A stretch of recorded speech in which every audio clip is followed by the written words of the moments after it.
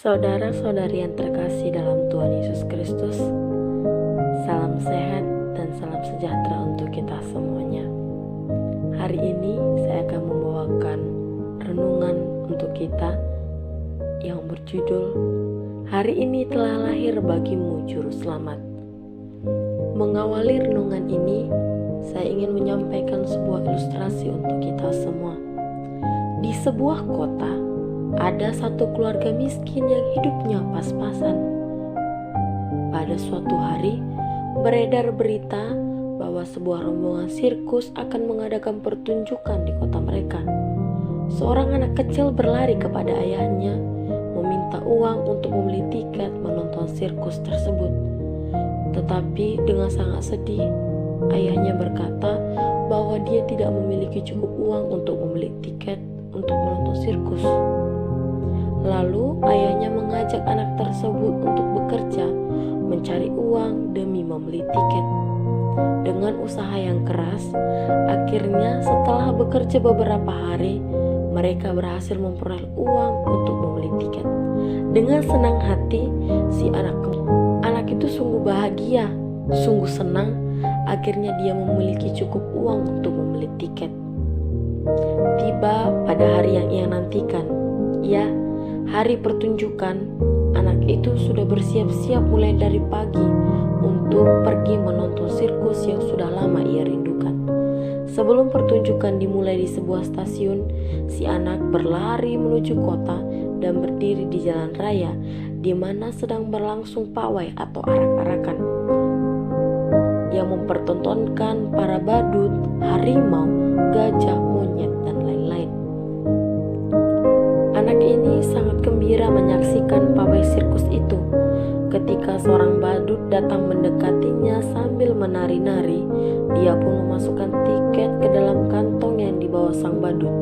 Dia berpikir bahwa tiket itu harus dimasukkan ke kantong badut tersebut. Dia sangat gembira menyaksikan seluruh rombongan pawai sirkus. Sehabis pawai atau arak-arakan, si anak cepat-cepat pulang ke rumah dan bercerita kepada ayahnya bahwa dia sudah menyaksikan sirkus yang sangat lucu dan menyenangkan. Si bapak merasa heran melihat anaknya yang cepat sekali pulang ke rumah. Dia meminta anaknya untuk bercerita. Si anak mengatakan bahwa ketika baru datang ke arah dia menari-nari, dia memasukkan tiketnya ke dalam kantong si badut. Lalu dengan sangat menyesal, ayahnya memeluknya dan berkata, "Anakku sayang, kamu belum menonton sirkus." Saudara-saudari yang terkasih, pengalaman si anak ini mengingatkan kita tentang pengalaman banyak orang Kristen pada masa perayaan hari Natal seperti ini. Pada suasana Natal, banyak orang Kristen yang hanya asik menikmati kulit-kulit perayaan Natal. Mereka hanya menikmati pohon Natal, lilin Natal, hadiah Natal, caroling Natal, baju baru, dan lain-lain. Mereka menganggap bahwa dengan melakukan semua itu, mereka sudah mengalami pesta Natal yang sebenarnya. Padahal, sesungguhnya itu bukanlah inti perayaan Natal.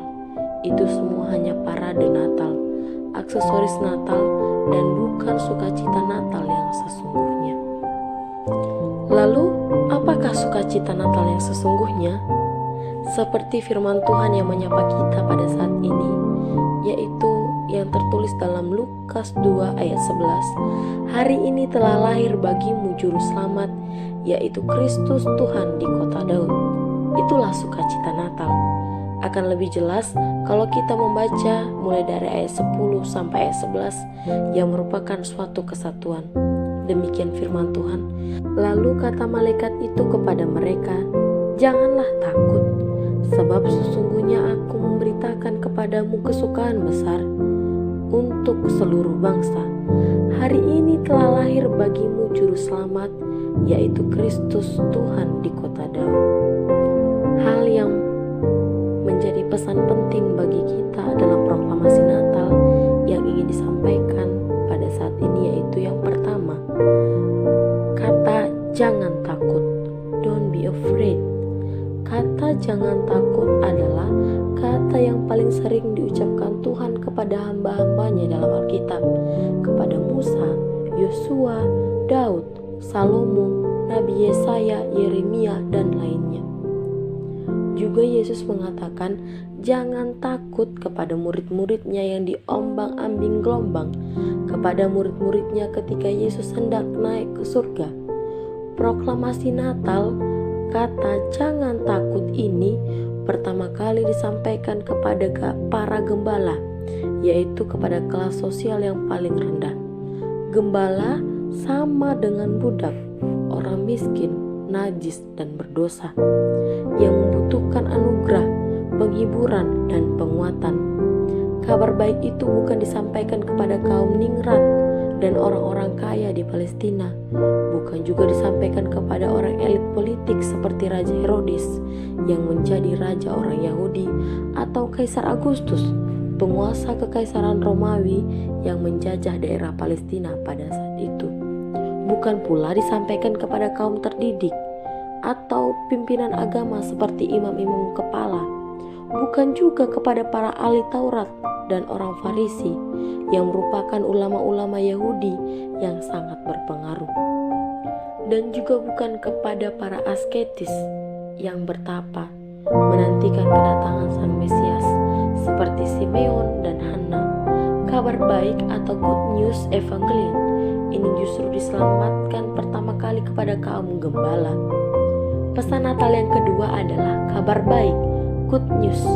Putra Natal menjungkir balikkan standar-standar atau ukuran-ukuran yang diciptakan peradaban manusia. Pengalaman manusia tentang kedatangan Juru Selamat adalah datang dengan keagungan yang mengguncangkan langit dan bumi, disambut dengan arak-arakan drum band dan trompet kemenangan. Natal adalah manifestasi tindakan Allah Bapa yang walaupun Dia adalah Allah pencipta langit dan bumi dan segala isinya, tetapi Dia memutuskan berinkarnasi, yaitu datang dalam dunia sebagai manusia. Paulus menggambarkan dengan indah dalam ucapannya, hendaklah kamu dalam hidupmu bersama menaruh pikiran dan perasaan seperti yang terdapat juga dalam Kristus Yesus, yang walaupun dalam rupa Allah tidak menganggap kesetaraan dengan Allah itu sebagai milik yang harus dipertahankan, melainkan telah mengosongkan dirinya sendiri dan mengambil rupa seorang hamba dan menjadi sama dengan manusia, dan dalam keadaan sebagai manusia Ia telah merendahkan dirinya dan taat sampai mati, bahkan sampai mati di kayu salib. Itulah sebabnya Allah sangat meninggikan Dia dan mengaruniakan kepadanya nama di atas segala nama, supaya dalam nama Yesus bertekuk lutut segala yang ada di langit dan di bumi dan yang ada di bawah bumi, dan segala lidah mengaku Yesus Kristus adalah Tuhan bagi kemuliaan Allah Bapa. Bisa kita baca dalam Filipi 2 ayat 5-11. Sukacita Natal yang diberitakan kepada para gembala yang mewakili manusia berdosa yang sedang berada dalam lembah kegelapan ialah bahwa Allah telah menjadi manusia dan tinggal di antara kita. Yohanes 1 ayat 14. Allah bukan lagi hanya Allah yang transenden, tetapi pada saat yang sama adalah Allah yang imanen. Dia adalah Immanuel, Allah beserta kita. Allah melakukan inkarnasi, yaitu menjadi manusia seperti kita. Itulah kabar baik. Kabar baik yang merubah sejarah. Mengapa Allah menjadi manusia? Allah melakukan tindakan downward mobility yang disebut kenosis teologi, yaitu Allah mengosongkan diri, mengambil rupa seorang hamba dan menjadi sama dengan manusia, dan berdiam di tengah-tengah manusia supaya manusia dapat diselamatkan dari dosa yang menyengsarakan. Ini dilakukan karena kasih Allah kepada dunia ini. Yohanes 3 ayat 16.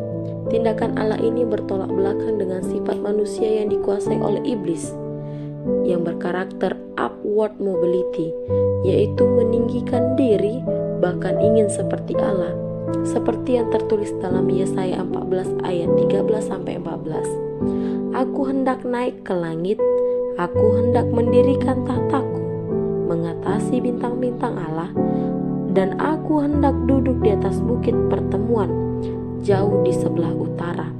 Aku hendak naik mengatasi ketinggian-ketinggian awan, hendak menyamai yang maha tinggi. Itulah bedanya antara Allah dan iblis. Iblis selalu mencari dan mencuri kemuliaan Allah, karena dia menyangka bahwa tujuan hidupnya adalah memiliki harta, kuasa, jabatan, uang, dan segala perkara-perkara duniawi. Padahal semua yang dijanjikan dunia ini hanyalah kepuasan yang dangkal. Allah hendak memberikan kepada manusia kepuasan yang sejati, yaitu kepuasan batiniah, kekenyangan spiritualitas, dan kebahagiaan rohani. Itulah misi Yesus Kristus datang ke dalam dunia ini, yaitu memuliakan substansi kemanusiaan kita sebagai ciptaan Allah yang serupa dengan Allah. Apakah Allah bisa menjadi manusia?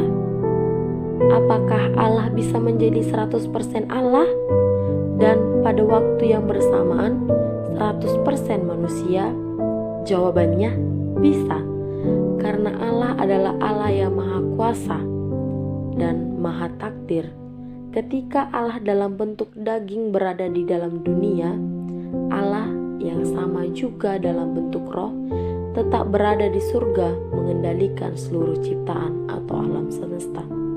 Manusia tidak mungkin bisa menjadi Allah, tetapi Allah bisa menjadi apa saja sesuai dengan kemauannya, termasuk menjadi manusia. Pada hari Natal atau kelahiran Yesus di Bethlehem, Allah memutuskan untuk mengambil rupa seorang hamba dan menjadi sama dengan manusia, dan itulah kabar baik. Demikian